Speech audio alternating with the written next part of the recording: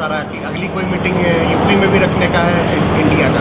हालांकि उत्तर प्रदेश में 80 सीटें हैं और उत्तर प्रदेश की बड़ी भूमिका है, इसलिए उत्तर प्रदेश की जनता, जिन लोगों ने धोखा दिया है जनता को, उनको 24 में बाहर करेंगे। जो 14 में आए थे वो 24 में चले जाएंगे।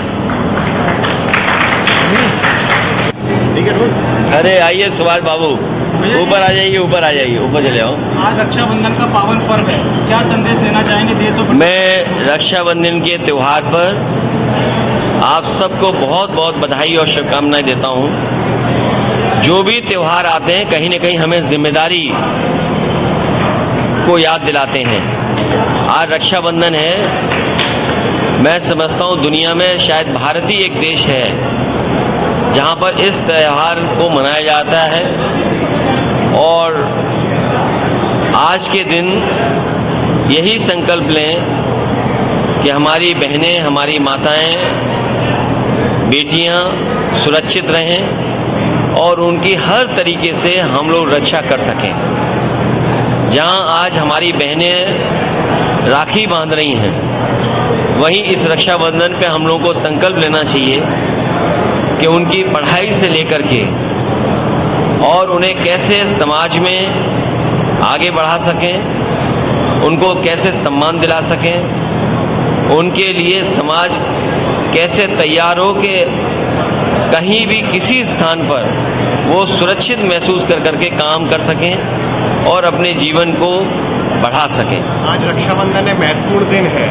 किस तरह इस बात की कि लगातार इंडिया गठबंधन की बैठकें हो रही हैं। पहले पटना में हुई, बेंगलोर में, और आज से महाराष्ट्र के और मुंबई शहर में जो हमारी आर्थिक राजधानी है वहां पर कार्यक्रम होने जा रहा है। पूरे देश की जनता को भरोसा है कि ये गठबंधन तैयार होगा और भारतीय जनता पार्टी देश से बाहर जाएगी। उनकी सरकार ने धोखा दिया है। अब आज रक्षाबंधन उन्हें याद आया जब 200 रुपये उन्होंने कम किए सिलेंडर पे। रक्षाबंधन के ही दिन अगर और महंगाई कम हो जाती और चीज़ों में नियंत्रण लग जाता तो जनता को ज़्यादा राहत मिलती। रक्षाबंधन के दिन जहां 200 रुपये इन्होंने सिलेंडर पे कम किए हैं, वहीं हमारे किसान और गरीब के लिए भी जो उन्होंने वादा किया था कि किसान की आय दोगुनी हो जाएगी, वो याद कर करके कैसे भी किसानों की आय दोगुनी कर दें। तो आपने अखिलेश यादव को सुना। यहाँ पर उन्होंने पहले तो रक्षाबंधन की बधाई दी और साथ ही कहा कि यहाँ पर बीजेपी ने 200 रुपए कम किए हैं, उससे यहाँ देश को कोई फायदा नहीं होने वाला। साथ ही उन्होंने कहा कि तमाम जो विपक्ष की यहाँ पर बैठक लगातार हो रही है वो देश के लिए आगे चलकर कारगर साबित होने वाली है। वहीं आपको बता दें कि अगला जो बयान है वो संजय राउत का आपको सुनाएंगे। मुंबई तमाम नेता जो पहुंच रहे हैं और वहीं विपक्ष का लगातार मेजबानी करने के लिए अब तमाम जो मुंबई सरकार के यहाँ पर और तमाम जो मुंबई के नेता है वो यहाँ पर अब इंतजार कर रहे हैं। क्या कुछ संजय राउत ने इस मीटिंग के पहले कहा है, आपको सुनवाते हैं। जैसी जैसी हमारी इंडिया की एक्शन और कार्रवाई और बैठकें बढ़ती जाएगी, वैसे वैसे देश में महंगाई कम हो जाएगी दर की वजह से। जिस तरह से जनता का समर्थन हमें मिल रहा है, हाँ, ये पहली बात। दूसरी बात, भारतीय जनता पार्टी और उनके पूरे अलायंस में घबराहट हो गई। हाँ, 2024 में हम इंडिया जीतने जा रही है। अब इंडिया को हराना मुश्किल ही नहीं, नामुमकिन है।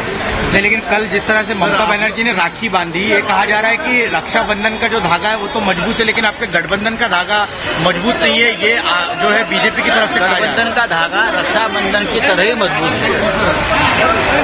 हम सभी एक दूसरे के साथ